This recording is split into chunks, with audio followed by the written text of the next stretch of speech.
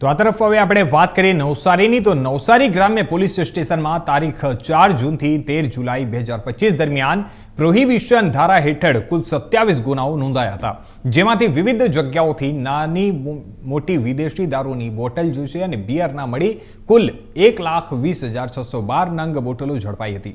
જ્યારે ઝડપાયેલા મુદ્દામાલની કિંમત જણાવી દઈએ કે ₹1,67,23,690 આંકવામાં આવી હતી. તથા જલાલપુર પોલીસ સ્ટેશન 23 એપ્રિલથી 23 જુલાઈ સુધીમાં પ્રોહિબિશનના કુલ 13 ગુનાઓ નોંધાયા હતા, જેમાં પકડાયેલા મુદ્દા માલમાં નાની મોટી બોટલ અને બિયર આમ કુલ નંગ 553, જેની કિંમત ₹66,248 આંકવામાં આવ્યો છે. તે તમામ દારૂનો જથ્થો ચીફ જ્યુડિશિયલ મેજિસ્ટ્રેટ નવસારીના 17 જુલાઈના પત્રના આધારે નાશ કરવા માટે મંજૂર કરાયો હતો. ને ત્યારબાદ પ્રાંત અધિકારી નવસારી તરફથી મળેલા મંજૂરી અનુસાર આજરોજ સવારે 10 વાગે બોરિયાચ ટોલ નાકા પાસે આવેલા અંબિકા નદીના કિનારે સમગ્ર વિદેશી દારૂનો નાશ કરવામાં આવ્યો હતો. ને ત્યારે નવસારીના ડીવાયએસપી સંજય રાય, પ્રાંત અધિકારી જનમ ઠાકોર, નશાબંધી ખાતાના અધિકારીઓ તેમજ ગ્રામ્ય પોલીસના પીઆઈ પીબી પટેલિયા સાથેનો સ્ટાફ હાજર રહ્યો હતો. અને ત્યારે આ કાર્યવાહી જે છે તે પ્રોહિબિશન કાયદાના અમલમાં ગંભીરતા અને સત્તાવાર અદાલતી સહમતિ સાથે શિસ્તબદ્ધ રીતે પૂર્ણ કરાઈ હતી.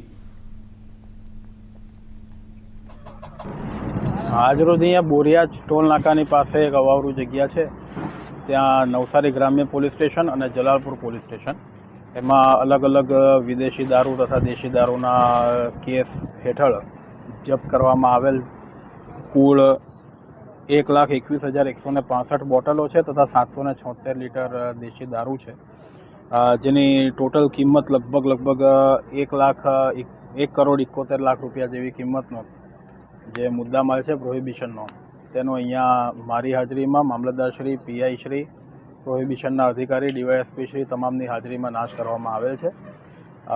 જે પણ એનો કાટમાળ છે, પ્લાસ્ટિકની બોટલો વગેરે, તેને જેસીબી મારફતે ભરી અને પોલીસ સ્ટેશનના જે ઇજારાદાર છે તેમના મારફત નિકાલ કરવામાં આવશે.